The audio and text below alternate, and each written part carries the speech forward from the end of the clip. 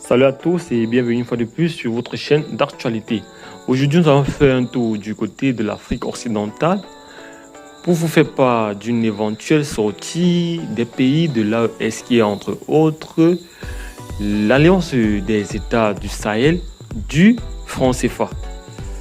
Sans oublier que cette sortie implique également la sortie de l'UEMOA qui est entre autres l'Union économique et monétaire ouest-africaine, le Burkina Faso, le Mali et le Niger.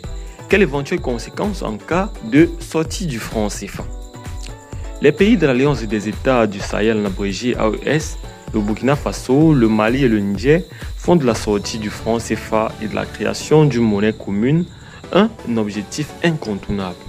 À ce stade, il ne s'agit que d'un projet, mais des questions se posent sur les conséquences pour les pays voisins. Une dévaluation du franc CFA serait-elle à crainte? Je cite, pas du tout, fin de citation, reprend l'expert monétaire français Olivier Vallée, qui fut conseiller technique du Fonds monétaire international, en abrégé FMI, auprès des pays de l'Union économique et monétaire ouest-africaine, en abrégé UEMOA.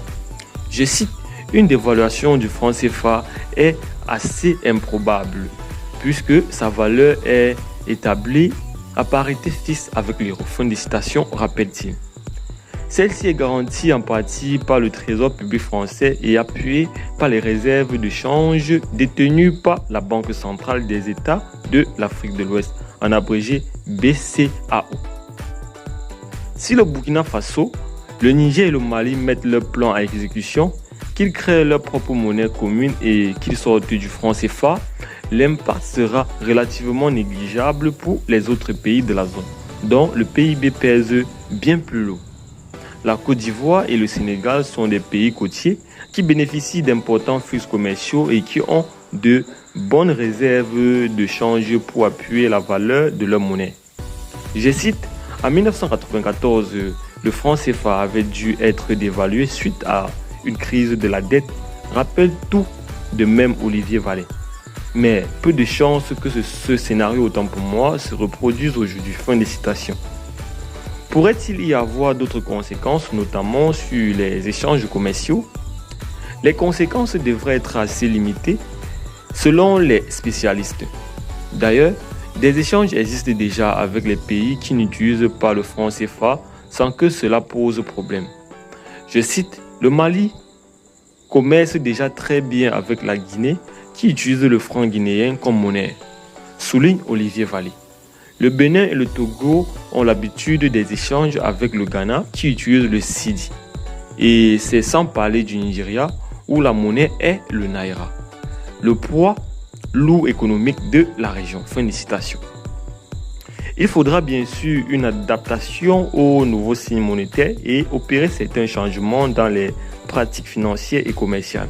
Mais probablement rien d'insurmontable. Fin de citation, rappelle-t-il. Tout dépendra en fait de la capacité et de la volonté des États à collaborer entre eux. D'autres pays pourraient-ils emboîter le pas et quitter à leur tour le franc CFA? Impossible de le dire à ce stade, puisqu'on ne sait pas si les pays de l'Alliance des États du Sahel, en abrégé AES, vont réellement abandonner le franc CFA, sortir de l'UEMOA et donc renoncer du même coup à certaines facilités douanières. Tout cela reste pour l'instant de l'ordre de l'hypothétique. Mais si cela arrivait, il y aurait évidemment un risque politique. Le chercheur Ndongo Samba Silla parle, je cite, d'un risque de dislocation, fin de citation, si d'autres pays décidaient que, finalement, l'alternative proposée par les États du Sahel était plus intéressante que de rester dans le franc CFA, devise qui est remise en cause depuis longtemps dans la région. Eh bien les amis, nous attendons vos impressions en commentaire et si vous n'êtes pas encore abonné, faites-le et on se dit à très bientôt pour de nouvelles actualités.